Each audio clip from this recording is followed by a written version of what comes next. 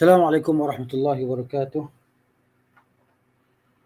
إن الحمد لله نحمده ونستعينه ونستهديه ونستغفره ونعوذ بالله من شرور أنفسنا وسيئات أعمالنا. من يهده الله فلا مضل له ومن يضلل فلا هادي له. أشهد أن لا إله إلا الله وحده لا شريك له وأشهد أن محمدا عبده ورسوله صلى الله عليه وعلى آله وصحبه أجمعين. رب اشرح لي صدري ويسر لي أمري واحلل عقدة من لساني يفقهوا قولي. Alhamdulillah, pagi ni kita sambung lagi bacaan buku kita Dosa-Dosa yang Dipandang Remeh, ditulis oleh Syekh Muhammad bin Saleh Al-Munajjid hafizahullah ta'ala. Dan kita telah sampai pada muka surat 78, itu yang ke-26, menyembunyikan kerosakan barang yang dijual. Ini maknanya berlaku ramailah kepada para peniaga yang tidak bertakwa kepada Allah Subhanahu wa ta'ala, yang mereka tadi hendak melakukan barang jualan mereka kerana tidak mau menanggung rugi ataupun nak untung lebih, maka mereka menyembunyikan cacat celah barang tersebut. Seperti mereka menjual buah-buahan ataupun apa saja, kan? Contohnya buah yang dijual itu buah yang dah lama, yang dah rosak, kemudian diletak di situ, yang ditunjukkan, ditampilkan yang elok. Yang tak eloknya maka diterbalikkan. Jadi kalau orang tak tahu, orang pakai ambil ya, akan makan balik rumah hanya boleh makan sikit saja. Ini kejahatan sebahagian ataupun kebanyakan peniaga lah, kan? Dan sebahagiannya kita lihat kan macam-macam lah taktik-taktik yang mereka lakukan untuk menjual barangan mereka yang dah rosak tadi. Kenapa? Kerana tak nak menanggung rugi ataupun nak untung lebih. Baik, di sini Syekh mengatakan bahawa suatu hari Rasulullah SAW telah melalui sebuah gerai yang ada longkokkan makanan, yakni bijirin gandum. Lalu baginda memasukkan tangannya ke dalam longkokkan bijian gandum itu sehingga menyebabkan jari jemarinya basah. Baginda bertanya, apakah semua ini wahai peniaga makanan? Dia menjawab, basah kerana ditimpa hujan wahai Rasulullah. Lantas baginda bersabda, afala ja'altahu fawqa at-ta'am kama yarahu an-nas man ghasya falaysa minna.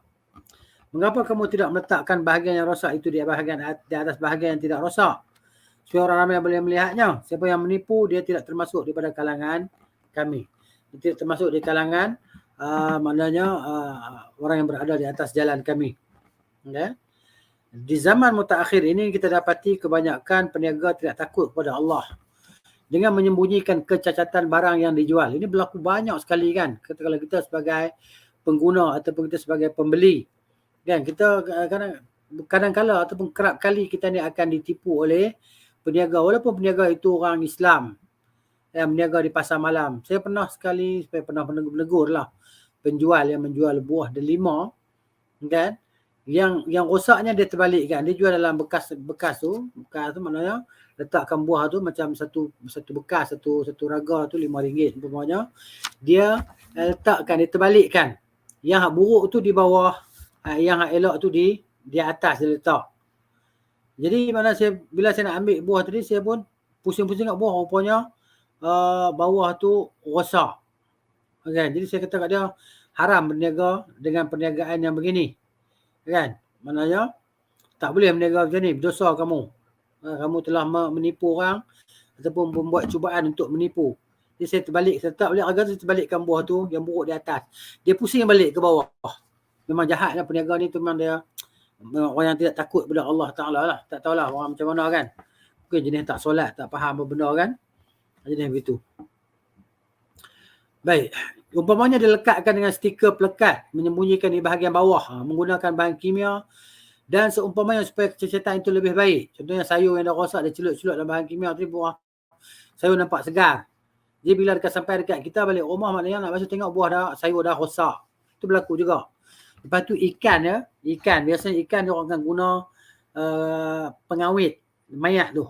Katanya lah, wallahu ta'ala alam, yang sebagaimana yang kita dengar lah. Dia orang akan letakkan pengawet mayat pada ikan tu supaya ikan tu nampak segar.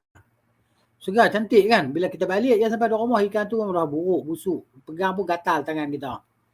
Ini berlaku. Ini peniaga, kita kata peniaga yang Muslim lah. Kalau hak kafir tu memang kita tak cakap lah.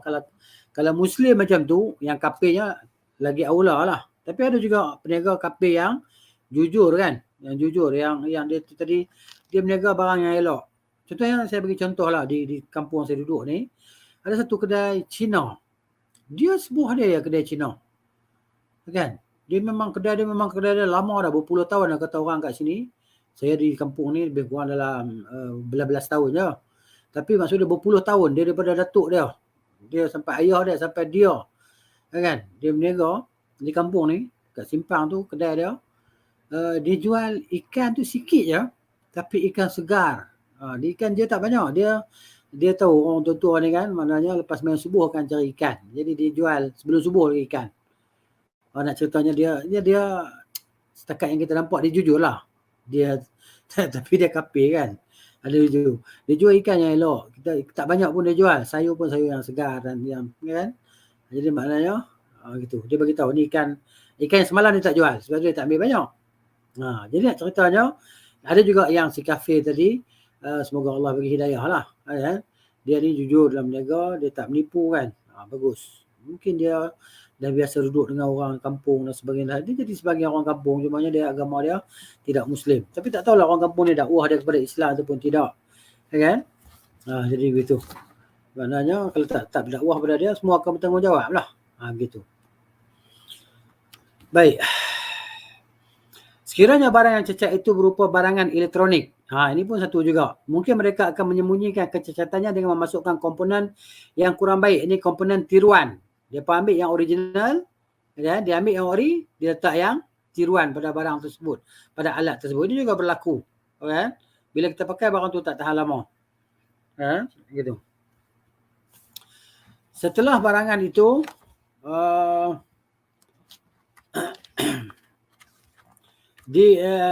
dibawa pulang oleh pembeli, barang itu rosak.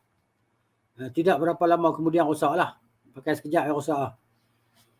Sesetengah peniaga sanggup menanggalkan pelekat kebenaran menggunakan barangan yang ingin dibeli atau tidak membenarkan pembeli meneliti barang atau mencubanya. Macam ini berlaku kalau kita beli sebahagian daripada barang makanan lah. Contohnya buah-buahan. Kita tak dibenarkan untuk memilih ya. Macam buah dokong. Ini contoh buah lah. Tadi disebut barangan lah. Tapi saya teringat sekarang ni yang buah-buahan tu. Buah dokong tak dibenarkan kita memilih. Kita tak benarkan kita pilih. Kalau nak sekilo harga sekian, maka dia akan ambil piring ni, dia akan sodok buah tadi. Mana elok tak elok dia maknanya. Jadi itu dipanggil bai' al-gharar lah. Kita tak dibenarkan untuk memilih. Sedangkan al-bai'u bil khiyar, jual beli ni dengan pilihan. Sama ada kita nak ataupun tak nak. Juga begitu kita boleh pilih barang yang elok, barang yang tak elok kita tak nak, tak mau. Tapi kalau pokok berniaga buah-buah ni dia tak bagi kita pilih. Kan? Macam buah-buah dokong tu kan. Alasannya kalau pegang nanti rosak. Kita tak ambil. Begitu. Baik. Begitu kalau barang ni barang yang kita kata kemudian sekejap lagi kita nak cek barang tu. Kebanyakan yang kita perhatikan adalah golongan penjual kereta atau peralatan lain. Kan? Orang jual kereta ni macam tu juga. Disembunyikan kecacatan kereta tadi. Jahat. Mereka tidak menerangkan kecacatan yang ada pada barang yang ingin dibeli. Bila kita tanya macam mana barang ni okey, kereta ni okey. Dia tip-top, enjin tip-top dia kata. Tip-top, apa benda?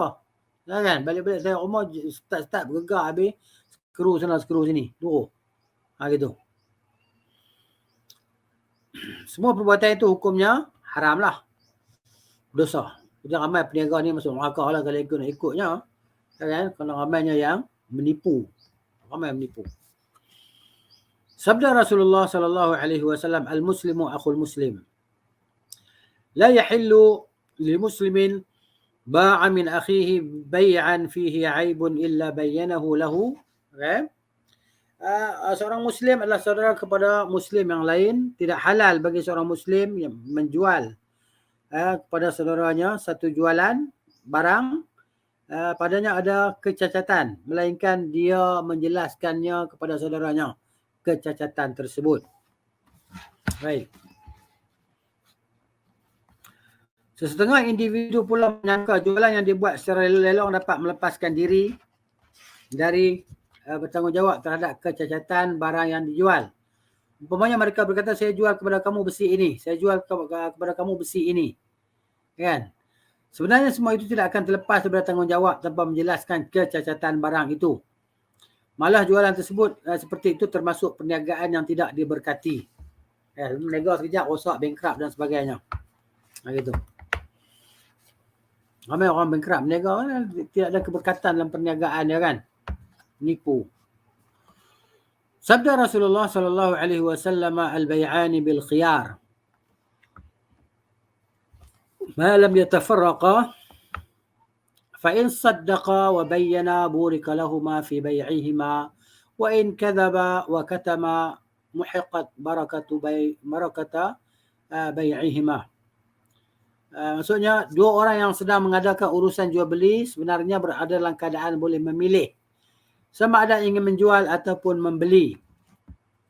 Jika kedua-duanya jujur dan menerangkan keaiban barang yang ingin dijual, kedua-duanya akan diberkati. Tetapi jika kedua-duanya berdusta atau menyembunyikan kecacatan barang, lenyaplah keberkatan jual beli mereka berdua. Hadis riwayat Al-Bukhari. Baik. 27. Menaikkan harga barang.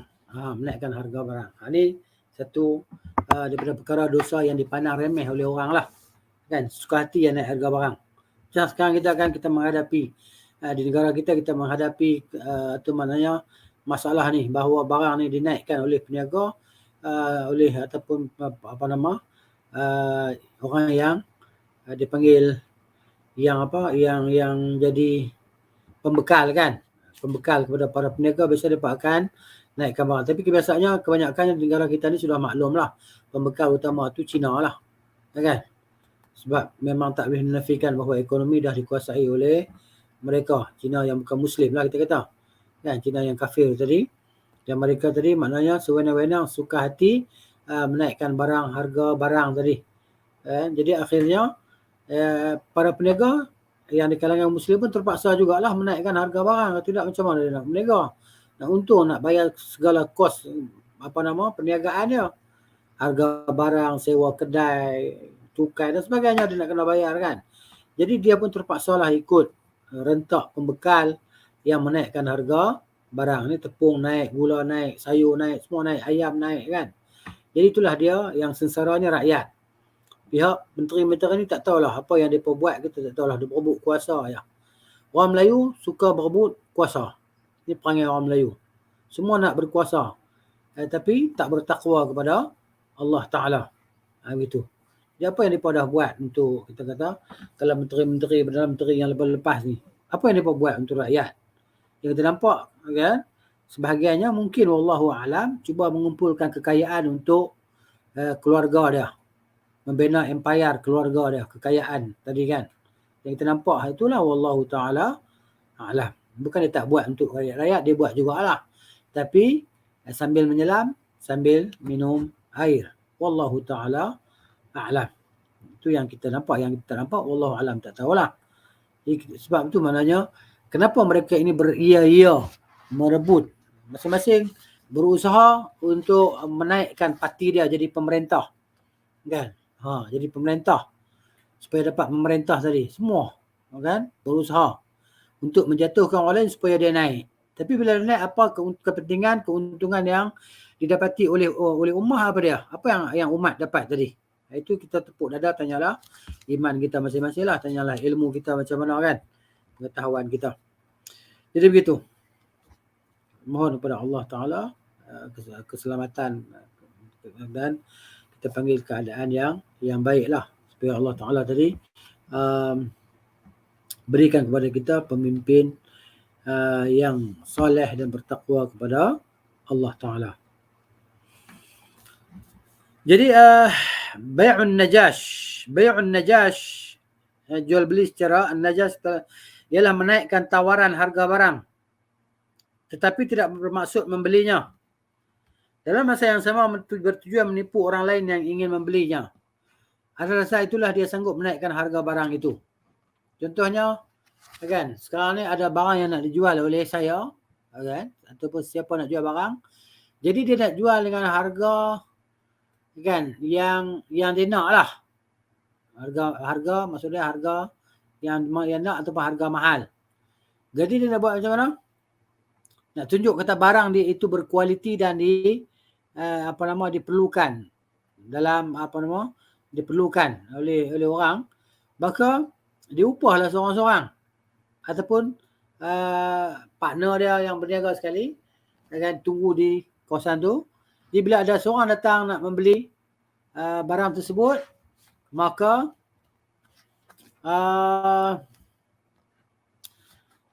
jadi dia beritahu harga sekian dan berlakulah tawar-menawar di antara pembeli dan penjual. Jadi pembeli dia meminta supaya harga tadi dikurangkan. Maka penjual pun beritahu barang ni barang kualiti, tak bolehlah turun harga dan sebagainya. Kalau tak mau jadi mungkin ada orang lain nak. Tiba-tiba ada datang satu orang lagi. Yang kedua dia kata okey, dia sanggup beli dengan harga lebih mahal daripada diminta oleh orang tadi. Dia sanggup beli dengan harga yang diminta lebih daripada harga yang diminta oleh orang yang pertama tadi. Maka jadi nak tak nak, orang yang pembeli itu kalau dia nak juga dia akan beli kan dengan harga yang ditawarkan oleh orang kedua tadi yang nak membeli. Padahal orang kedua yang nak membeli itu bukan pembeli pun, dia adalah partner ataupun orang upahan bagi peniaga tadi. Ini bai'un najash. Dia bukan nak beli pun, tapi tujuan dia nak menaikkan harga barang supaya nampak orang tadi terpaksa. Kalau orang tu memerlukan, dia terpaksa beli juga lah. Maka dia pun belilah dengan harga tersebut, harga yang mahal tadi. Ini diharam dalam Islam lah. Sabda Rasulullah SAW, la tanajashu, maksudnya janganlah kamu saling bersaing menaikkan harga barang untuk tujuan menipu. Tidak syak lagi perbuatan ini termasuk salah satu penipuan. Sabda Rasulullah SAW, al-makru wal khadi'atu finnar, memperdaya atau membuat penipuan tempatnya di dalam neraka. Na'udzubillah lah. Dekat dunia ni kan, dekat mana je kita boleh hidup. Bukan berapa lama pun kita boleh hidup, nak menipu orang, nak buat apa kan. Jadi kalau sengsara di akhirat sana dalam jangka masa yang lama. Dunia ni menipu untung RM1, RM2 je. Kan? Begitu. Atau untung beribu-ribu tapi nak buat apa? Kalau beribu-ribu tu hidup tak berkat kan? Hasil yang tidak berkat. Duit banyak tapi sakit macam-macam. Duit, kita kata dalam bank ni taklah nak kira lah banyak. Bank tu ada duit, bank ni ada duit. Tapi hidup tak tenteram. Kan? Tak aman. Hidup dikelilingi oleh ketakutan umpamanya. Yalah mana tidaknya bahawa dia ni menipu ataupun mengambil rasuah. Kan? Ambil rasuah. Jadi kerana takut bimbang dan sebagainya, maka dia jadi orang walaupun dia duit banyak, hidup penuh dengan ketakutan lah. Sebab apa? Tiada keberkatan dalam pekerjaan tadi. Ya? Duit banyak-banyak, makan pun tak boleh makan sedap-sedap pun. Ya? Makan sedap sikit masuk hospital, masuk wad. Kan? Sakit macam-macam, kencing manis lah, darah tinggi lah, buah pinggang lah, lemah jantung lah, gout lah, semua macam-macam penyakit menghinggap dia tadi kan. Kenapa? Kerana tidak ada keberkatan tadi lah. Bukan nak beritahu bahawa orang soleh tak kena penyakit-penyakit tu. Kan, orang soleh pun kena juga penyakit-penyakit tu, tapi sebagai kafarah untuk mereka, penyucian dosa untuk mereka dan pengangkatan darjat. Supaya darjat mereka tinggi di sisi Allah Subhanahu Wa Taala. Allah uji dengan berbagai penyakit. Sehinggalah ada sebahagian sampai mati sakit dia. Kan? Jadi tak sama orang sakit yang soleh, yang bertakwa kepada Allah dengan orang yang sakit, yang makan daripada hasil yang tidak berkat. Rasuah dan sebagainya. Beri dan ambil rasuah kedua-duanya adalah haram. Saya jumpa ada seorang kontraktor lah, lama lah. Lama tu tak berbelas tahun dah, saya ingat lagi. Dia ni macam orang yang, yalah orang jenis solat, orang jenis tabligh ni kan. Tapi dia kontraktor, dia dapat tender, dia kena bayar juga. Dia kena bayar. Bayar apa? Bayar rasuah. Dia dapat tender kena bayar rasuah. Kan? Jadi, rezeki yang tidak berkat. Rezeki tidak berkat. Dia akan jadi macam-macam benda tu. Jadi maknanya kita kena selalu ingatkan diri kita dan keluarga kita supaya jangan terjebak dengan benda-benda ni. Kan? Kadang-kadang kita ada anak-anak yang ada kerja bahagian-bahagian tertentu. Kalau di Indonesia sana, saya ada kawan lah yang dia ni ada kawan dengan orang Indonesia dan dia pun asal dari Indonesia jugalah, tapi dia lahir di sini. Kan? Yang dah agak berumur lah, panggil tuan haji lah dekat dia. Dia cerita sendiri. Dan kawan-kawan dia yang belajar sekali apa semua di luar negara dulu, balik kerja di jabatan-jabatan kerajaan, jabatan-jabatan tertentu. Kan? Jadi ada pengetahuan tentang agama juga, tahu halal haram, tapi mari bab rasuah ni tak boleh nak tinggal. Sebab mereka ada pekerjaan mereka yang disebut istilah dengan meja kering ataupun meja basah. Kan? Meja crane ni dia kerjalah macam mana pun gaji dia macam tu ya. Gaji dia banyak tu ya gaji dia. Tak nak tambah lah. Okay? Maksudnya tak tambah macam mana, tak ada duit side income lah. Duit rasuah tak ada. Kan? Yang ada yang kerja satu bahagian dia meja basah. Meja basah ni maksud dia, istilah dia apa lah. Bahawa mudah nak kerja tu mesti maknanya kalau nak dapat sign dia ke apa-apa mesti maknanya kena bayar. Dalam sampul surat sekian-sekian banyak duit ke apa-apa kan. Jadi orang tu dia akan bayar. Dia perasuah dia akan bagilah sebab dia nak apa nama keuntungan untuk dia, maka dia akan bayar, dia akan keluarkan, dia akan laburkan sebahagian sikit pada keuntungan yang dia akan dapat tu, iaitu rasuah.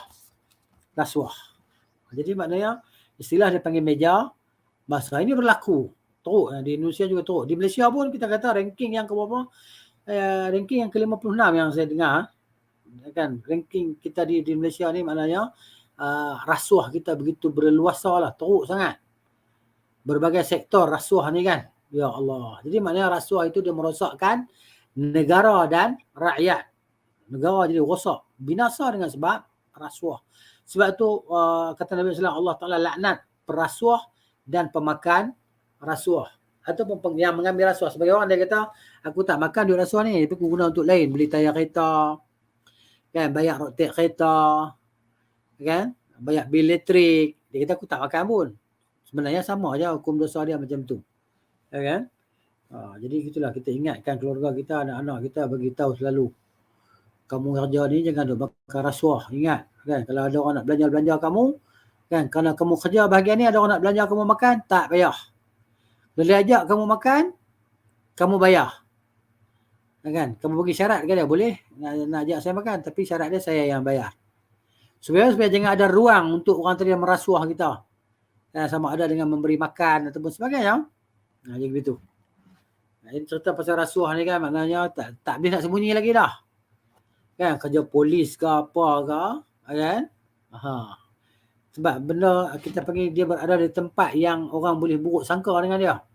Walaupun dia orang yang bersih, polis yang cekap, bersih dan amanah, kan? Tapi kerana perbuatan sebahagian daripada mereka tadi, habis sektor tu atau habis bahagian jabatan tu terpalit dengan kebencian rakyat. Rakyat benci. Kan, mereka ni rasuah dahsyat. Kan, polis trafik ke, polis apa ke, cakap terang-terang lah. Kan? Jadi bukan kita tuduh semuanya perasuah. Tapi itulah dia, benda tu berleluasa. Bolehkah selamat? Maknanya susah nak selamat lah. Jadi kita minta Allah Ta'ala jaga diri kita dan keluarga kita. Jangan kita termasuk daripada kalangan keluarga orang yang makan rasuah ni kan. Dia bagi kita makan daripada hasil rasuah. Ya, hasil yang tak berkat tadi. Tak berkat. Hidup jadi porak-poranda. Sebab tu anak-anak jadi penagih dadah, penyamun dan sebagainya. Gitu. Kenapa? Balasan Tuhan tadi lah. Allah bagi balas dunia lagi. Ya, hidup dia tak tenang dan tak aman. Gitu. Jadi al-makru wal khadi'ah finnar. Memperdaya atau membuat penipuan tempatnya dalam neraka. Na'udzubillah. Terlalu banyak kita saksikan juru lelong atau juru cakap di showroom kereta dan barang-barang lain memakan hasil jualan secara haram. Allahu Akbar. Disebabkan perbuatan yang mereka lakukan. Menipu orang. Antara perbuatan mereka itu ialah melakukan bai'un najash dan melakukan tipu daya ketika proses jual beli. Umpamanya individu yang dianggap sebagai pembeli kadang-kala sanggup tawar-menawar dengan harga paling murah kepada para peniaga. Akhirnya dia tidak membeli barangan itu. Manakala para penjual pula mereka sanggup mengaburi mata pembeli dan meletakkan harga paling tinggi untuk mengaut keuntungan. Mereka semua termasuk kategori penipu hamba-hamba Allah dan orang paling bahaya. Jadi Islam ni dia jaga sebab macam tu kan. Jadi maknanya buat apa kita nak menceburkan diri kita dalam keburukan Allah Ta'ala, kebencian Allah dan akhirnya diseksa dalam api neraka dengan sebab perbuatan-perbuatan yang macam ni. Kan untung bukan bersama lah pun. Berbanding dengan seksa yang sedang menanti dan menunggu kita kan. Dengan seksa yang pedih di akhirat nanti. Begitu. Baik, seterusnya dosa yang dipandang remeh juga berniaga ketika solat Jumaat. Orang nak azan. Azan apabila azan pertama tu mana dilaungkan maka masih lagi berniaga. Ini firman Allah Ta'ala, a'udzubillahi minasyaitanir rajim. يا أيها الذين آمنوا إذا نودي للصلاة من يوم الجمعة فاسعوا إلى ذكر الله وذروا البيع ذلكم خير لكم إن كنتم تعلمون. Wahai orang-orang yang beriman, apabila diseru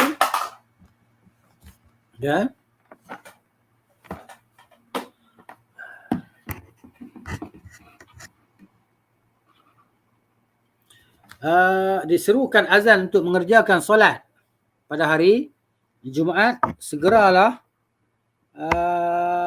kamu pergi ke masjid untuk mengingati Allah dengan mengerjakan solat Jumaat. Dan tinggalkanlah jual beli pada saat itu lebih baik bagi kamu jika kamu mengetahui hakikat sebenarnya. Sesetengah peniaga masih berniaga di gerai-gerai mereka walaupun azan kedua pada hari Jumaat telah dikumandangkan. Malah ada di antara mereka yang sanggup meneruskan perniagaan berhampiran masjid atau di sekitarnya. Dalam keadaan ini, para pembeli juga turut berdosa walaupun mereka hanya membeli kayu sugi. Walaupun beli kayu sugi atau tisu. Jual beli pada waktu itu dianggap tidak sah menurut pandangan paling kuat. Tak sah jual beli. Sebagai pemilik restoran, kedai runcit atau kedai kain sanggup memaksa para pekerja mereka bekerja pada waktu solat Jumaat sedang dikerjakan. Walaupun ia dianggap mendatangkan keuntungan buat pemilik kedai, tapi hakikat perniagaan mereka itu amat rugi di sisi Allah. Para pekerja sepatutnya melaksanakan tugasan dalam rangka menepati batasan syarak sebagaimana yang disarankan oleh Rasulullah sallallahu alaihi wasallam. La ta'ata li basharin fi ma'siyatillah. Tidak ada ketaatan kepada manusia dalam urusan berbuat maksiat kepada Allah Subhanahu wa taala. Inilah kan sebagiannya buat macam tu. Sepatutnya berhenti dululah. Lepas bayang apa salahnya, datang balik berniaga balik lah. Kan? Gitu.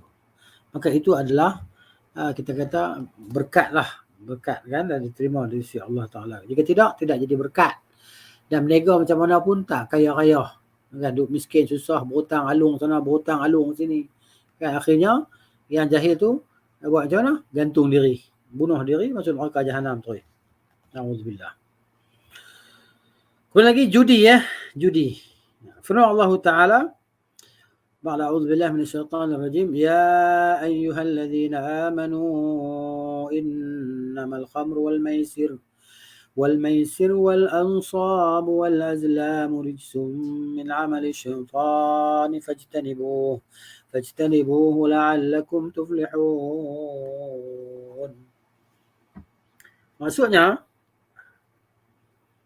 wahai orang-orang yang beriman, sesungguhnya arak, judi, pemujaan berhala dan pengundi nasib dengan batang-batang anak panah semuanya kotor dan termasuk perbuatan syaitan.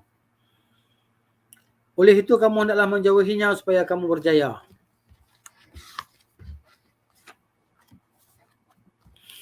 Baik, antara tradisi masyarakat jahiliah terdahulu suka berjudi. Bentuk judi paling terkenal di zaman itu ialah seramai 10 orang saling berkongsi membeli seekor unta dengan membahagikan keuntungan.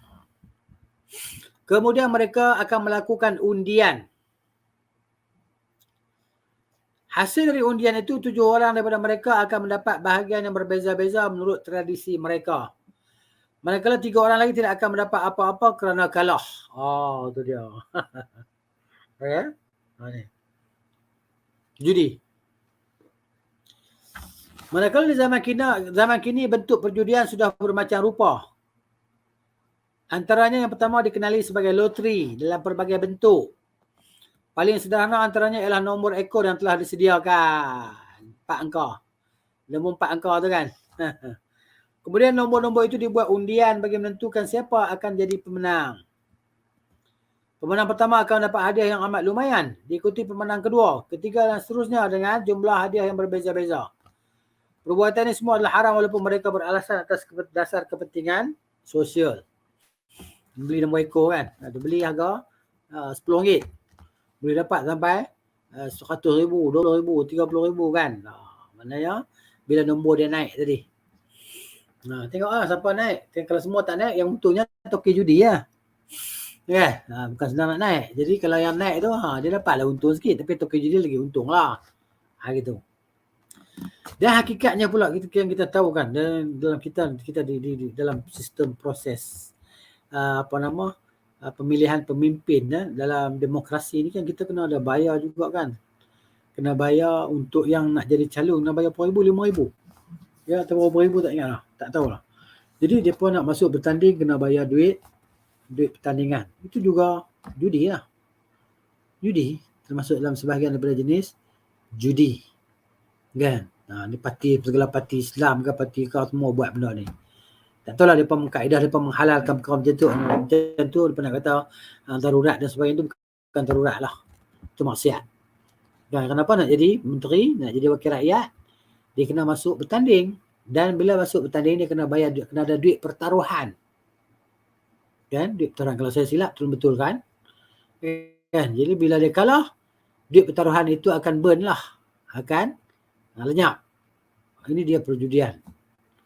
Macam mana nak berkat bila dah jadi pemimpin dalam keadaan macam tu punya cara. Kan? Itulah dia kan, umat Islam kita ni dah lemah sangat lah. Mereka tadi ikut gerak langkah budaya barat jadi kan, yang kafir kepada Allah Ta'ala tadi, sehingga terpaksa melakukan perkara-perkara yang demikian. Tidak ada kemuliaan dan tidak ada ketinggian lah pada umat Islam. Sebab tu umat Islam diperhinakan, diperkotak-katikkan oleh orang kafir tadi kerana perbuatan mereka sendirilah. Bukan salah siapa-siapa. Salah mereka sendiri. Salah kita sendiri orang Islam. Ya, jadi maknanya begitu. Nak masuk jadi wakil rakyat, wakil apa, kena bayar, dia kena duit pertaruhan. Duit pertaruhan bila kalah, wang pertaruhan tu akan lenyap gitu. Ni samalah konsep perjudian lah. Jadi di mana nak bagi keberkatan bagi pemimpin-pemimpin tadi kan. Jadi makin lama makin teruk, makin lama makin teruk kehidupan kita tadi. Yang memimpin pula jadi macam tu, masing-masing ada kepentingan tersendiri. Ya. Baik. Jadi kita berdoa kepada Allah supaya dikurniakan kepada kita pemimpin yang baik, yang soleh, yang bertakwa kepada Allah. Kan? Kalau turun yang ni belum naik, kita kata belum tentu naik yang lebih soleh daripada ni. Jadi maknanya biarlah apa yang ada, adalah. Kita taat kepada mereka dan kita doakan supaya Allah beri petunjuk kepada kita dan kepada mereka, dan Allah selamatkan kita dunia dan akhirat. Baik. Yang keduanya, membeli suatu barang yang mengandungi kupon-kupon yang dirahsiakan, atau memberi kupon ketika membeli barangan. Kemudian kupon-kupon itu dibuat undian atau tukaran bagi menentukan pemenangnya. Itu pun sebahagian daripada judi juga. Dapat kupon. Kupon tu kemudian dibuat undian atau tukaran bagi menentukan pemenangnya.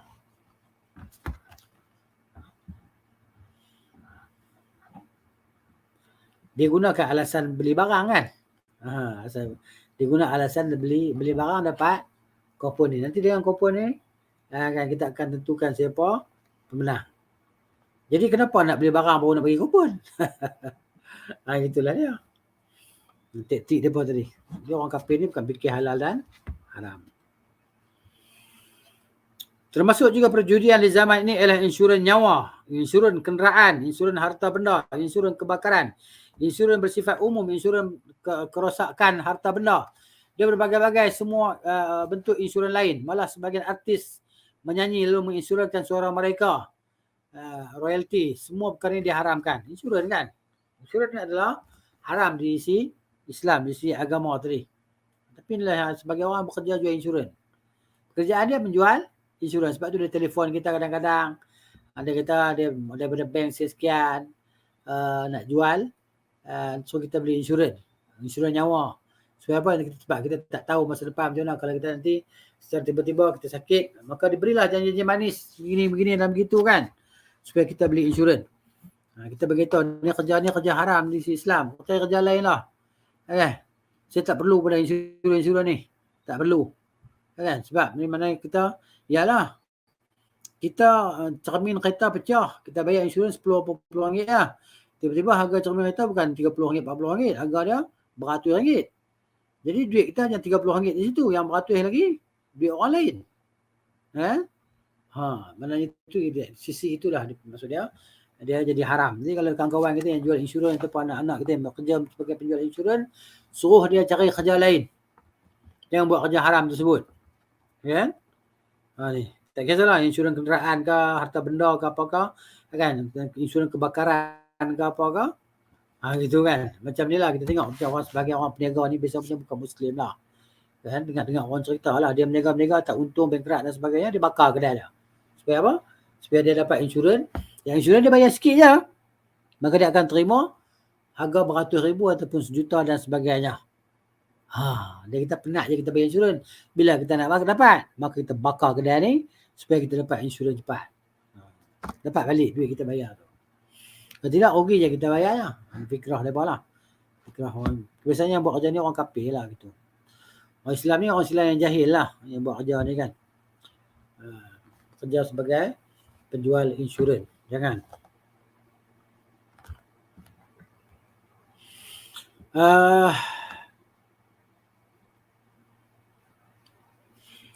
Justru semua bentuk taruhan termasuk kategori judi. Kan, taruhan tadi. Mana kita taruh duit. Kan, untuk masa depan. Sebagai bila kereta rosak, kita akan dapat sekian. Kalau kita bayar sekian, kita akan dapat, kalau ada kerosakan kita akan dapat maknanya imbuhan sekian-sekian. Dengan hasil insurans yang kita beli tadi. Tapi kalau terpaksa kita nak beli rotek kereta, tak beli insurans, tak boleh beli rotek kereta. Sebab kita nak berjalan di atas jalan raya. Jadi kalau kereta tak ada rotek, kita akan kena saman. Kita kena bayar saman lagi. Ya kan? Jadi terpaksa lah nak buat macam mana. Itu termasuk dalam kalangan kita kata insya-Allah dalam keadaan terpaksa ni. Kita insya-Allah lah. Ini dimaafkan oleh Allah Subhanahu Wa Taala. Tetapi yang buat kerja tu bagi pihak pemerintah, mereka berdosa lah. Mereka berdosa. Ya, kerana mewujudkan sistem yang macam tu. Jadi berapa ramai lah. Berapa ramai pemimpin-pemimpin yang menanggung dosa rakyat ni. Banyak sungguh lah. Bukan seorang rakyat dia beli insurans. Berjuta rakyat yang beli insurans. Maka mereka ni nak kena tanggung dosa besar lah. Dosa besar. Ini bukan dosa ringan. Dosa besar.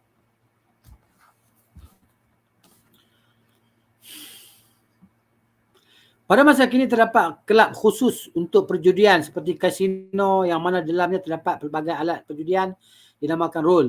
Ia merupakan permainan khusus untuk melakukan dosa besar itu. Allahuakbar.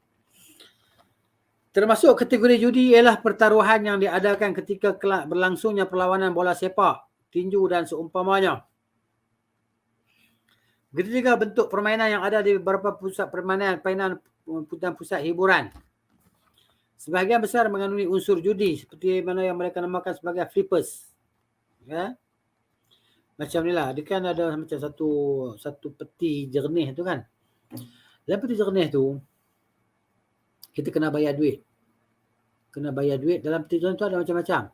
Ada patung tu, ada makanan, ada coklat, gula-gula dan sebagainya, keropok, krepek dan sebagainya. Jadi kita kena letak duit, koin ke apa-apa dalam tu, kotak tu. Jadi pintu dia akan, kita boleh ulur tangan ke apa-apa untuk ambil. Kan? Adalah, cara dia tak mudah lah, susah. Ambil apa yang dapat kita capai dengan mudah. Kan? Dengan duit yang kita bayar kadang-kadang tak senilai dengan apa yang kita bayar. Cuma kita bayar 50 sen. Kita dapat barang yang harga RM100 ataupun RM50 ke. Gitu. Jadi maknanya duit 50 sen tadi adalah taruhan. Jadi kadang-kadang kita ada masa dia, sekian masa, tak boleh ambil, maka tak dapat apa, duit burn macam tu. Ini dia perjudian yang berlaku kan, judi.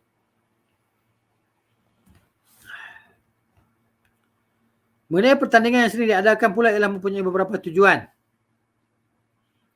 Untuk tujuan agama, hal ini dibolehkan. Sama ada menggunakan hadiah atau tidak. Seperti pertandingan pacuan kuda dan memanah. Kan? Maksudnya tak ada taruhan, tak ada. Jadi mana kita masuk pertandingan tadi, atas dasar penganjur yang nak beri hadiah sekian-sekian. Tanpa kita keluarkan apa-apa modal pun. Penganjur akan sediakan sendiri. Kenapa? Kerana saja suka-suka akan bersukan sambil bagi hadiah kepada pemenang. Bukan dia maknanya ada taruhan apa-apa. Itu dibenarkan. Dan pertandingan lumba kuda dan memanah. Termasuk juga kategori ini menurut pendapat paling kuat adalah pelbagai bentuk pertandingan dan menguasai ilmu agama seperti pertandingan menghafaz Al-Quran, kan? Hafaz Quran. Siapa yang hafal paling banyak, paling pakar, dia akan dapat hadiah pergi umrah ke, dia hadiah wang tunai ke, dia akan dapat hadiah istimewa lah. Gitu. Sebagai targhib, menggemarkan. Yang keduanya, pertandingan adalah perkara yang mubah, yang harus, seperti pertandingan bola sepak dan larian dengan catatan tanpa dicampuri perkara-perkara haram seperti meninggalkan solat, membuka aurat dan sebagainya. Semua perbuatan ini diharuskan dengan syarat tanpa menggunakan hadiah, kan, ataupun wang pertaruhan. Ya? Pertandingan dalam perkara yang diharamkan atau boleh menjerumuskan diri ke arah perkara haram seperti pertandingan ratu cantik atau tinju. Kan? Sebab apa? Sebab memukul wajah ni adalah suatu perkara yang diharamkan dalam Islam. Jadi maknanya masuk boxing ni, tinju semua, maknanya haram lah. Pukul muka orang. Pukul muka. Begitu juga pertandingan ratu cantik, kan, memperagakan wajah dia, tubuh dan sebagainya. Termasuk kategori ini adalah pertandingan melaga ayam, kambing dan sebagainya. Ini semua diharamkan dalam Islam. Syariat Islam haram.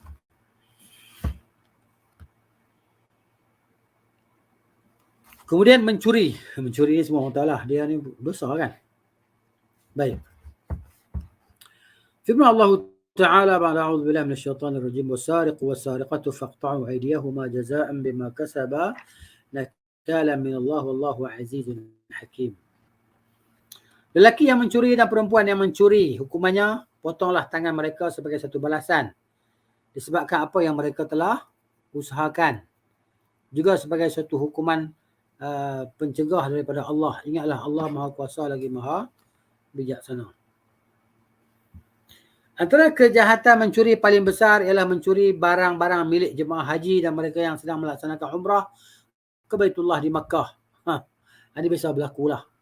Pengalaman keluarga, mak, ayah yang pergi buat haji, macam mak dia pernah dicuri dia punya handphone dia. Dia cerita, rahimahullah, dia cerita maknanya ketika dia solat, dia letakkan handphone kat bawah tu atas sajadah. Kan?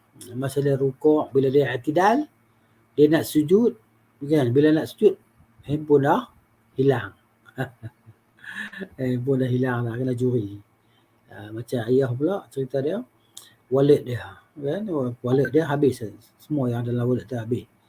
Cerita dia ketika dia jalan, kan, di mana, di tepi kedai, kan, dekat Masjidil Haram tu, pengalaman lah. Ada satu orang Indonesia panggil dia, minta tolong pegang barang, angkat barang, tolongkan angkat barang. Okey, tak apalah. Jadi bila dia tolong pegang barang, angkat barang orang Indonesia tadi, dia pun pergi pegang-pegang dompet, dah hilang, dah tak ada. Gitu. Berlaku, kan. Ini di antara kejahatan paling besar lah diperbuat di tanah haram. Curi barang orang yang nak buat haji, orang nak buat umrah ni. Jadi habislah wallet, tak ada lah. Gitu. Segala lesen, segala apa, habis semua, tak ada. Kemudian pencuri seperti ini tidak lagi menghiraukan ketetapan Allah bahawa dia sebenarnya sedang berada di bumi paling mulia, di sekeliling Kaabah, tanah haram, tanah suci. Ya, kan? Tercatat sebuah kisah ketika Nabi SAW mengerjakan solat kusuf di mana baginda telah bersabda, Nabi kata, laqad ji'a bin nari wa dhalikum hina ra'aitumuni ta'akhartu makhafatan ayusibani من لحفها وحتى رأيت فيها صاحب المحجن يجر قصبه في النار كان يسرق الحاج بمحجنه فإن فطن له قال إنما تعلق بمحجني وإن غفل عنه ذهب به. Maksudnya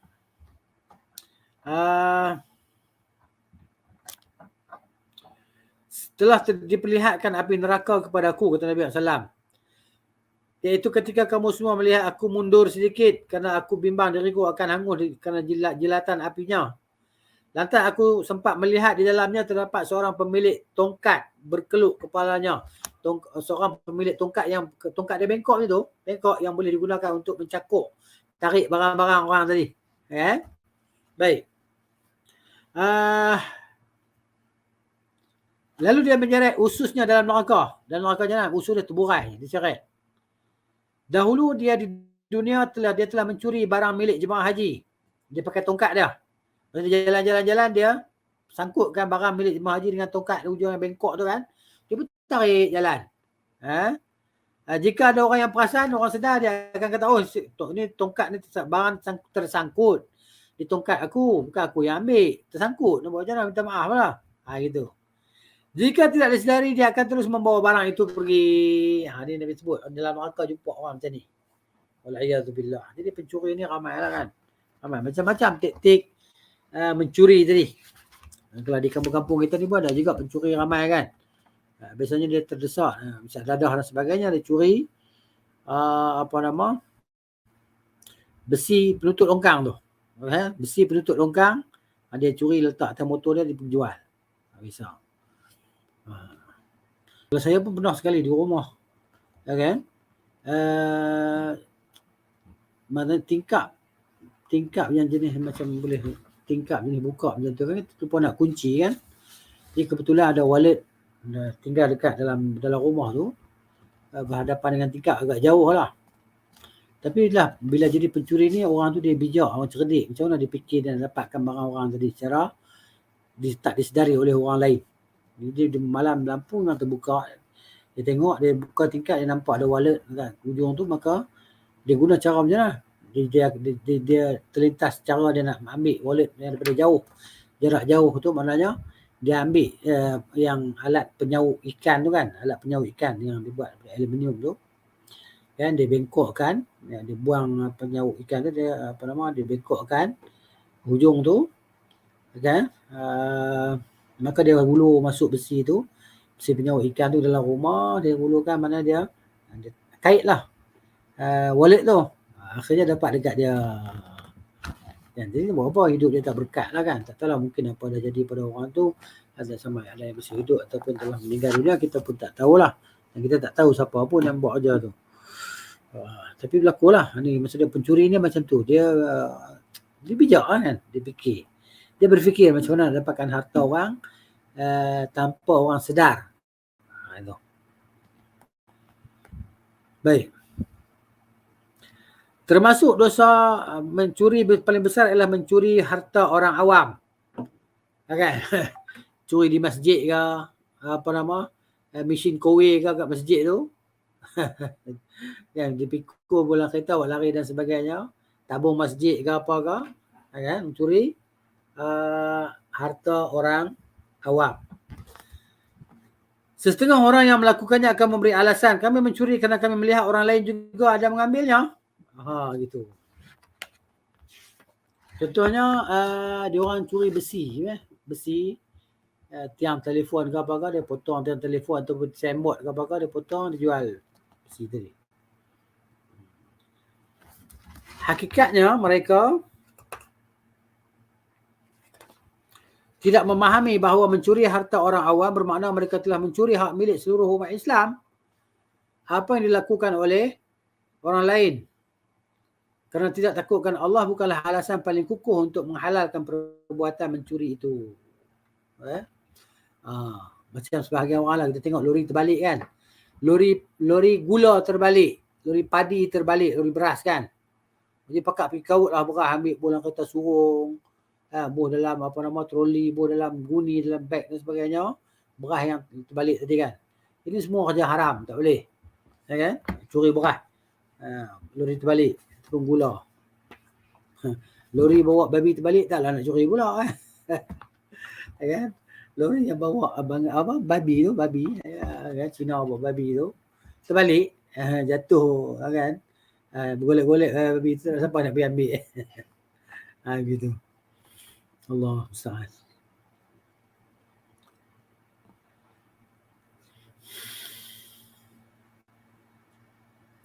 Sesetengah orang pula mencuri harta milik orang kafir. Dia mencuri harta orang kafir pula. Dan mereka menjadikan alasan kekafiran itu untuk menghalalkan perbuatan mencuri. Harta orang kafir yang boleh diambil hanyalah harta milik mereka yang memerangi umat Islam. Kafir harbi. Padahal tidak semua perniagaan milik orang kafir atau salah seorang antara mereka termasuk kategori ini. Kemudian teknik mencuri ada berbagai-bagai cara. Antaranya menyeluk saku dan masukkan tangan dalam saku orang lain lalu mengambil isinya dengan cepat. Sesetengah pencuri pula memasuki rumah orang lain dengan menyamar sebagai tetamu lalu mengambil barang-barang di dalam rumah. Ini bahaya. Sebagian lain pula mencuri beg duit atau atas tangan kawannya. Cara lain pula ialah dengan memasuki kedai atau supermarket kemudian mengambil barang secara senyap dan menyembunyikan di sebalik baju. Seperti dilakukan oleh kebanyakan wanita. Kebanyakan wanita dia kata. Kan dia pakai baju jubah besar tu kan. Dalam jubah tu ada raga, ada plastik apa semua. Dia angkat buah dia, selak jubah dia letak barang-barang tu.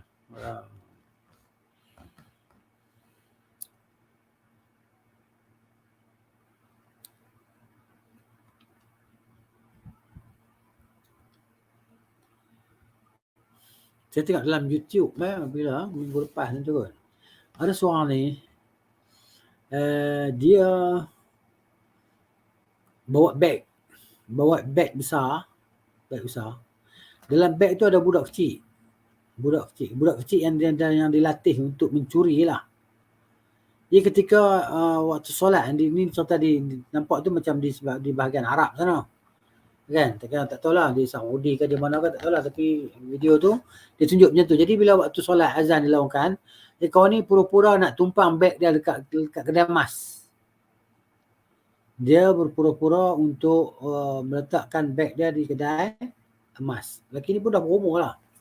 Okey, maka tuan kedai emas pun tak silakan, boleh letakkan. Nak pergi solat kan, boleh tumpang beg kat sini. Jadi bila dia orang dah pergi keluar solat, kemudian zip bag tu pun gerak lah. Zip bag kan, bag yang ada roda tu bergerak. Maka dia buka, tengok keluar budak tak tahulah orang kecil ke atau budak ke, maknanya bila keluar dia pergi ambil rantai emas, gelang emas, dia ambil. Banyaklah dia ambil. Dia pun tamak lah. Bodoh lah, pencuri bodoh ni. Dia ambil, bila ambil banyak kan, benda tu boleh nampak lah bahawa kurangnya emas tadi. Maka dia pun cepat-cepat masuk dalam beg, dia zip balik beg tu. Okey. Jadi mana bila dah selesai solat, jadi tuan punya beg tu ikut pemilik kedai tadi untuk ambil beg dia. Jadi pemilik kedai tu dia perasan bahawa barang-barang kemas ni banyak yang susut di dinding yang gantung kat dinding tu kan. Susut. Jadi bila kau nak keluar, tunggu dulu, tahan dulu kita. Ni barang dalam kedai aku ni banyak hilang barang ni. Kan rantai emas lah apa hilang ni. Kan dan beg kamu ada dalam ni. Sekarang aku nak check beg. Kamu tak boleh tak buka beg ni.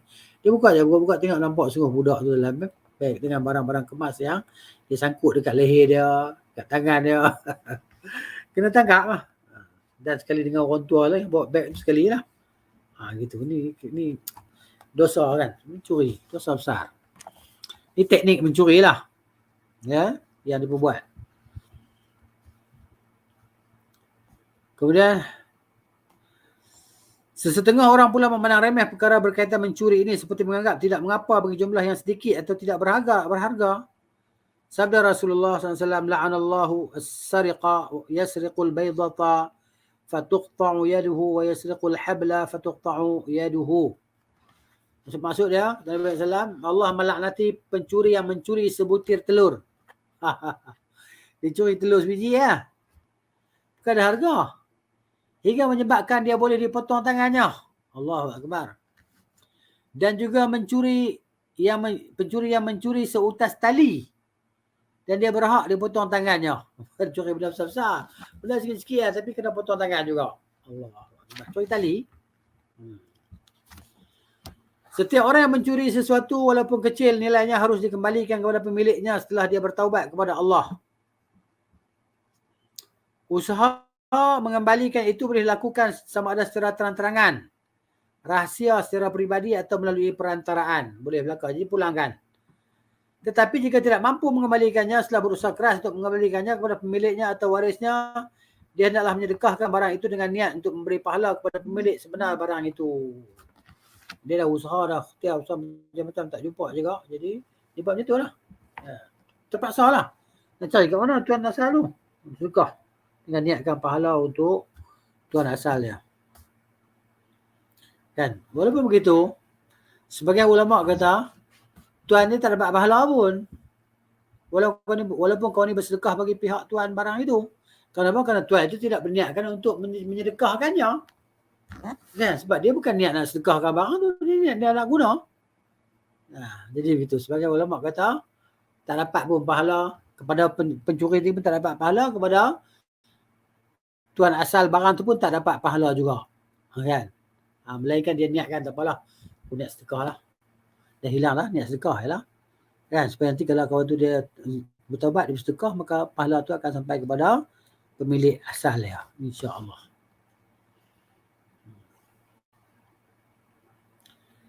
Baik, setiap orang yang mencuri walaupun sesuatu walaupun kecil, nilainya harus dikembalikan kepada pemiliknya, kan? Baca tadi. Tetapi jika tidak, ada baca tadi. Kemudian masuk pula yang ke-31 iaitu rasuah lah.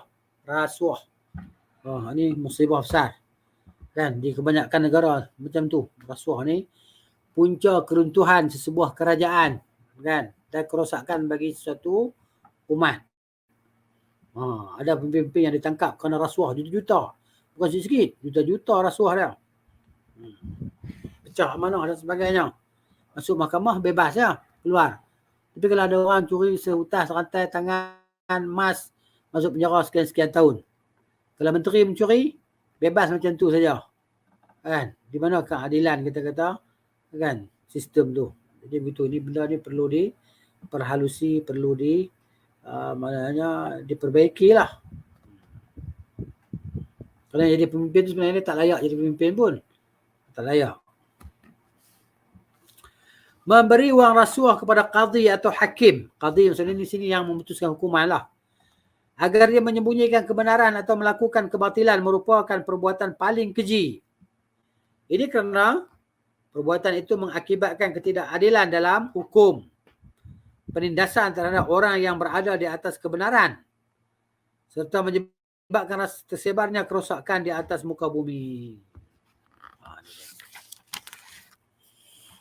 Firman Allah Ta'ala, ba'da a'udzubillahi minasyaitanir rajim, wa la ta'kulu amwalakum bainakum bil batil wa tudlu biha ila al-hukami li ta'kulu fariqan min amwalin nasi bil ismi wa antum ta'lamun.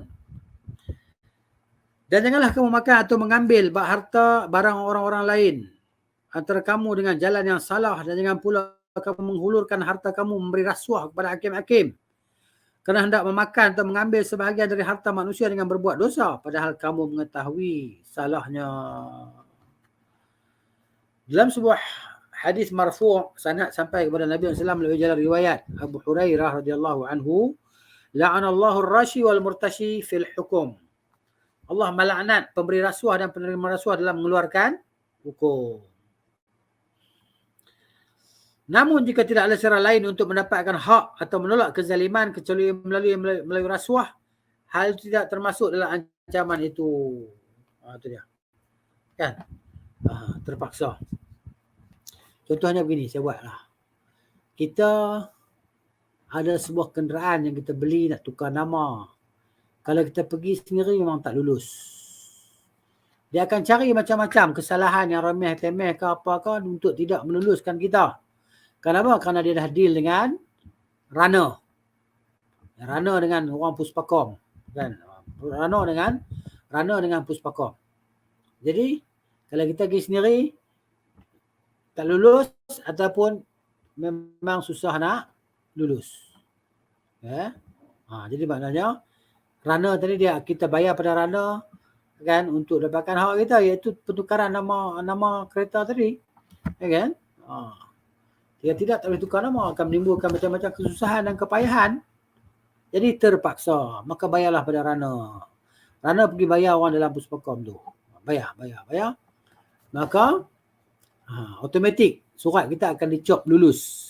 Yang mana semalam tak lulus kerana sekian-sekian masalah brek ke apa ke, tiba-tiba hari ni kan lulus. Dengan sebab apa? Sebab bayar rasuah. Padahal benda tu bukan patah mana pun. Benda remeh-remeh pun bila kena saman tu lah kena bayar. Kan? Begitu.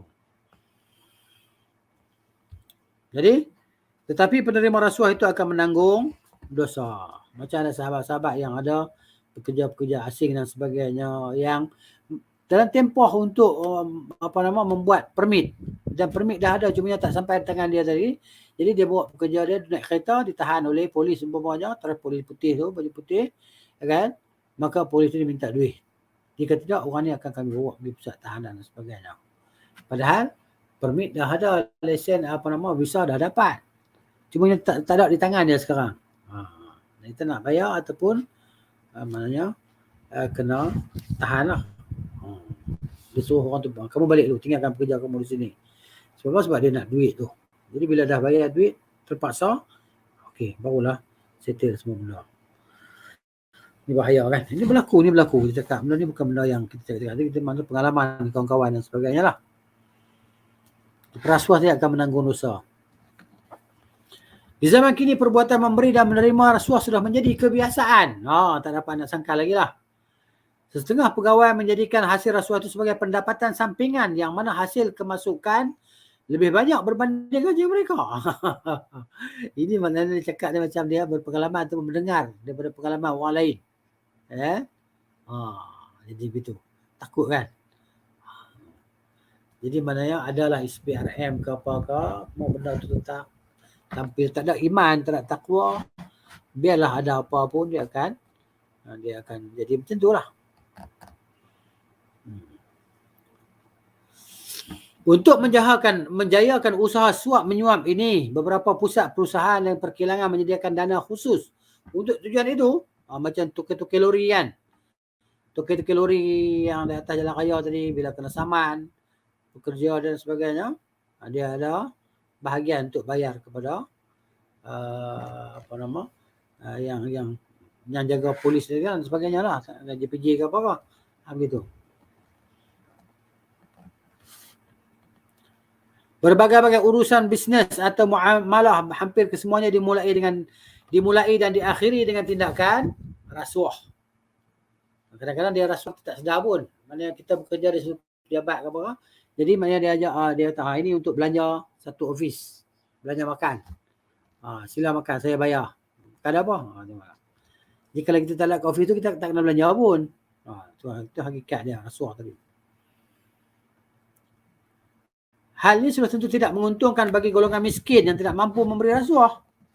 Ini kerana melalui cara rasuah sudah tentu undang-undang atau peraturan tidak berguna lagi. Undang-undang peraturan ni hanya untuk orang miskin je lah. Orang kaya menteri-menteri ni tak kena. Kebal undang-undang tadi. Macam tu. Disebab juga rasuah jugalah natijahnya orang yang berhak menjadi jutawan digantikan dengan mereka yang tidak berhak dan tidak layak. Dalam sebarang urusan pentadbiran, umpamanya layanan istimewa hanya diberikan kepada mereka yang mahu membayar rasuah. Maka golongan yang tidak mahu membayarnya, mereka hanya dilayan ada ala kadar. Proses pengurusan dilambatkan atau sengaja diletak paling akhir. Ini saya jumpa sekali lah orang teksi. Ini cerita dekat jabat JPJ yang tak biasa tahu lah di mana. Ini pengalaman sendiri. Saya nak pergi nama kereta. Jadi teksi tu pakcik tu, Allahu Akbar. Dia daripada pukul 8 pagi tadi. Daripada pukul 8, daripada sejak jabat buka lah. Sampai pukul 3 petang saya sampai dia tak selesai lagi. Ya Allah, kesiannya. Dia tanya kenapa? Tak upah orang, runner ke apakah? Tak apalah dia kata saya buat sendiri lah. Buat sendiri. Kalau upah runner sekejap je. Buat sendiri. Daripada pagi tu sampai pukul 3 petang. Kan? Macam-macam salah. Akhirnya salah dia yang namanya lampu brek. Sebelah tak nyala. Sedangkan dia ada bawa bal tu. Bab lampu brake tu kan, ada lampu kek dia. Jadi maknanya dia boleh buka, boleh pasang waktu tu juga dia boleh pasang. Jadi apa kata orang yang buat kek puspakan tu, dia kata tak boleh. Awak kena batuk balik daripada awal. Padahal sebiji lampu ya. Semoga Allah menyusahkan orang tadi. Sebagaimana dia susahkan orang tua tu. Tapi orang tua ni sabar, tak apa. Ibu tunggu beratur lagi. Daripada pagi nak siapkan kerja. Tengok kan, manusia ni tu dah dapat gaji dia dah.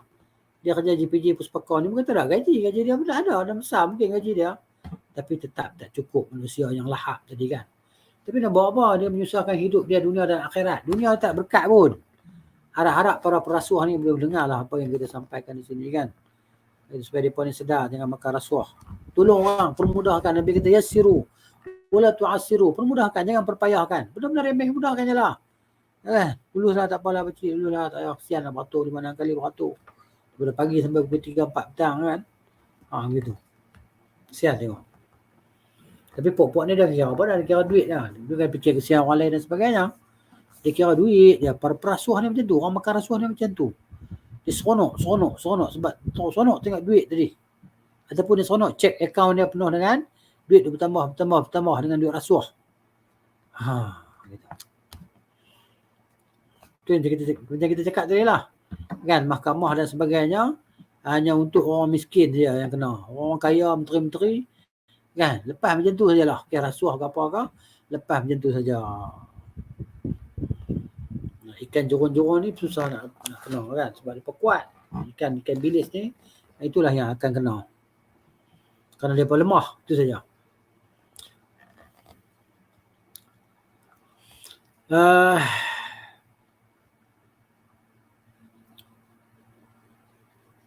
Proses pengurusan dilambatkan atau sengaja diletak paling akhir. Dalam masa yang sama, para pemberi rasuah yang datang kemudian urusiannya telah lama selesai. Itu yang berlaku lah. Ini realiti berlaku. Di negara kita lah, bukan tempat lain kan. Tempat lain pun berlaku juga. Di samping disebabkan hasil suapan inilah, wang yang sepatutnya menjadi milik para pekerja akhirnya dimasukkan ke dalam poket orang lain.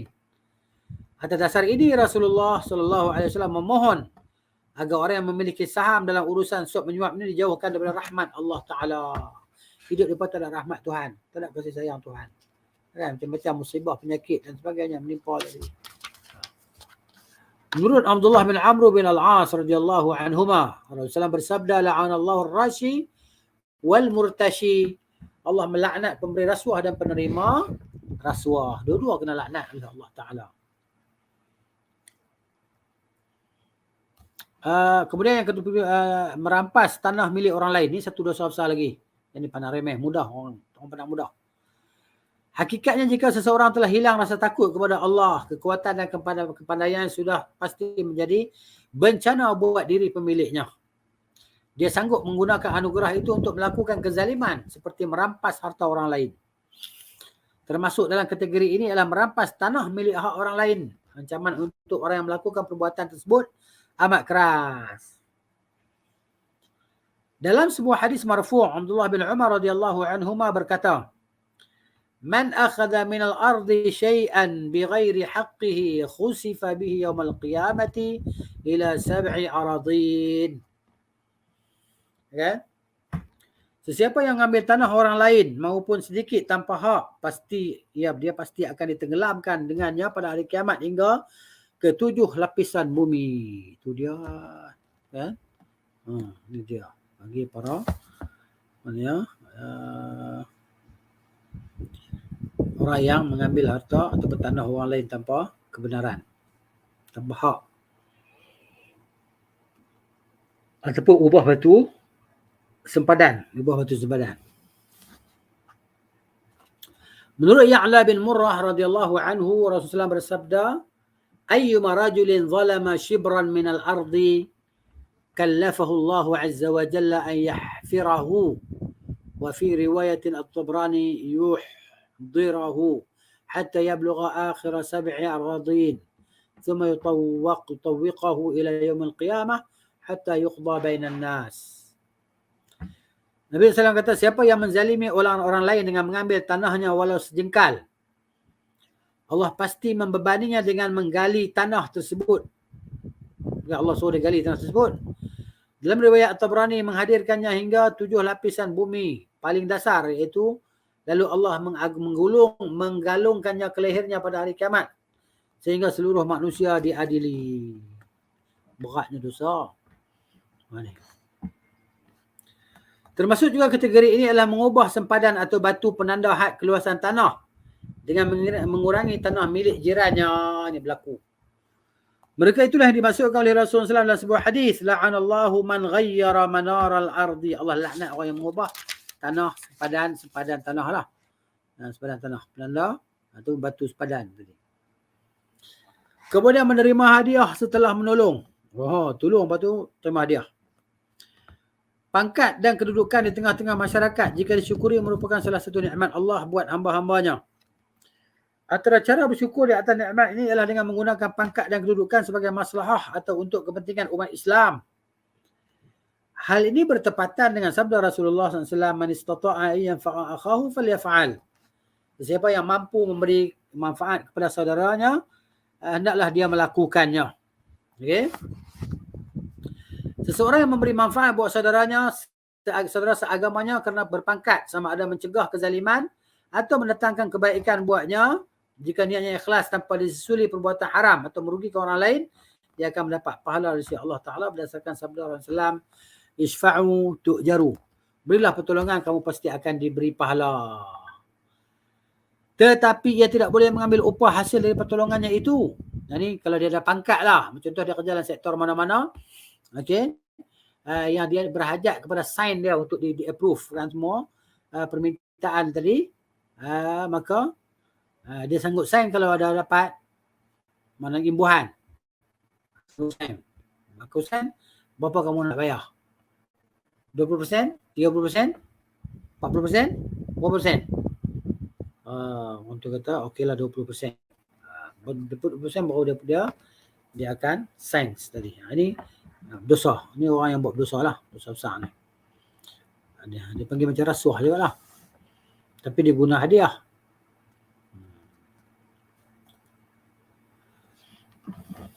Ini berdasarkan hadis marfu' daripada Abu Umamah radhiyallahu anhu, wa Nabi sallallahu alaihi wasallam bersabda, "Man syafa'a li ahadin syafa'atan fa uhdiya lahu hadiyatun 'alaiha faqabilaha minhu faqad ata baban 'aziman min abwabir riba." Sesiapa yang memberi pertolongan kepada seseorang lalu diberi hadiah atas pertolongan itu, maksudnya sebab apa? Sebab dia yang kerja di situ, jabatan tu. Jadi kena melalui dia. Kalau tak melalui dia, benda tu tak akan lulus, tak approve. Okey. Sebab dia yang nak sign tadi untuk disahkan perkara tersebut. Maka begitu. Dia pun bagilah, tak apalah, bagilah 50% kau untuk madrasah saya ni. Kononnya. Kan? Sesungguhnya dia telah mendatangi salah satu pintu paling besar di antara pintu-pintu riba. Setengah orang menggunakan pangkat dan jabatannya untuk mengaut keuntungan berkekalan. Ni yang sebut tadi meja basah ni. Meja basah. Meja basah. Mudah terima duit, rasuah.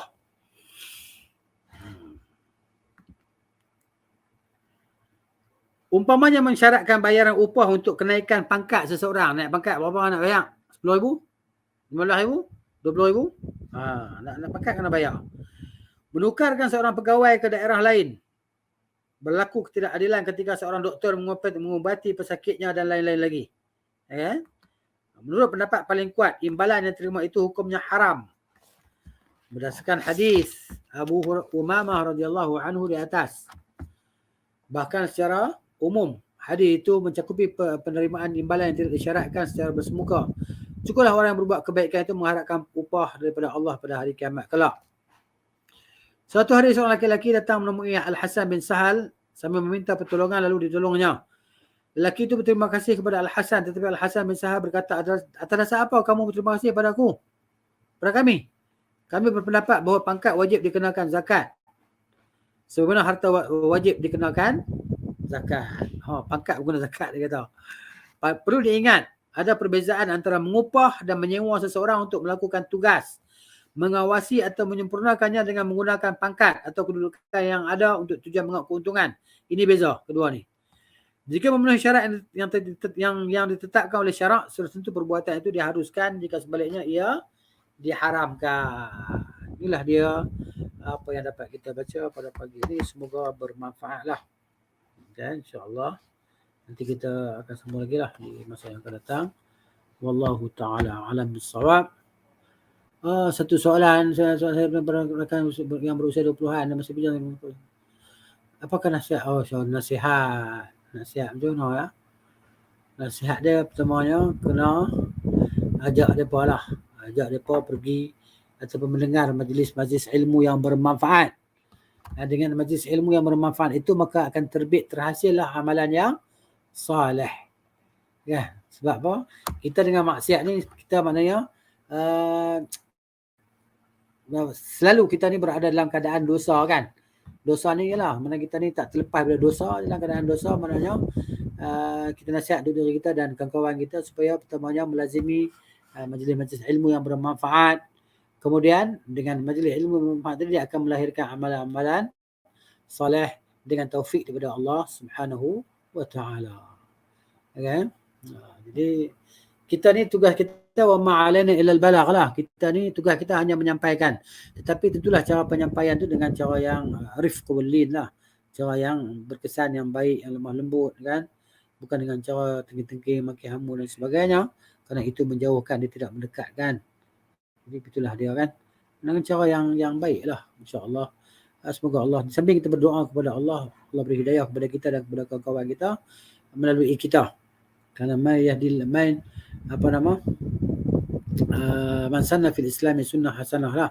Siapa yang dia buat dalam Islam ni sunnah yang baik, orang tiru dia, maka dia akan dapat pahala dan pahala orang yang beramal tadi tanpa mengurangkan pahala orang beramal tersebut lah. Itulah di antara nasihat kita untuk diri kita dan kawan-kawan kita lah. Wallahu ta'ala a'lam bis-shawab. Jazakallahu khairan, barakallahu fiik. Waalaikumsalam warahmatullahi. Apa hukum bekerja curi masa bekerja untuk buat perkara ini? Dosa kan? Ini dosa. Cumanya kalau bos dia bagi tahu kan, kamu kena siapkan kerja ni kan, sampai tarikh sekian aku nak kerja ni siap. Mana dia bagi macam kita peluang kan, dia nak supaya kerja tu siap dengan cara yang terbaik pada tarikh sekian. Jadi kita kena siapkanlah sampai pada tarikh sekian. Begitu. Tetapi kalau dia pesan pada kita, kamu dengan curi tulang, kerja di rumah, hanya kerja di pejabat. Kan? Sebab bos ni dia nak barang perkara tu siap. Aku nak benda ni siap secepat mungkin, dia kata. Kalau boleh, aku nak benda ni sekurang-kurangnya pagi esok kau dah hantar barang ni. Jadi mana kita kena usaha supaya barang tu boleh hantar pagi esok lah. Sebab apa? Sebab dalam pengetahuan ketua kita, benda tu boleh jadi siap hari ni pun. Kan? Jadi maknanya kalau dia kata jangan curi masa, maka tak bolehlah kita curi masa, berdosa lah. Sebab dia dah bayar gaji pada kita. Kan? Dia dah bayar gaji pada kita. Melainkan dia kata aku tak kisahlah kau nak buat apa, buatlah. Janji kerja tu mesti perfect. Maknanya dan sampai pada masa yang aku nak ataupun sebelum tu sikit. Tak apalah. Kalau ketua kita kata macam tu kan. Tapi biasanya buat-buat ni macam tu lah. Bukan mereka yang nak tekan kita sangat. Tapi yang penting mereka nak kerja kita tu siap. Dengan cara yang baik. Wallahu ta'ala a'lam bis-shawab. Jadi kita berhenti dulu. Barakallahu fiikum. Jazakumullahu khairah. Assalamualaikum warahmatullahi wabarakatuh. Subhanakallahumma bihamdika asyhadu an la ilaha illa anta astaghfiruka wa atubu ilaik.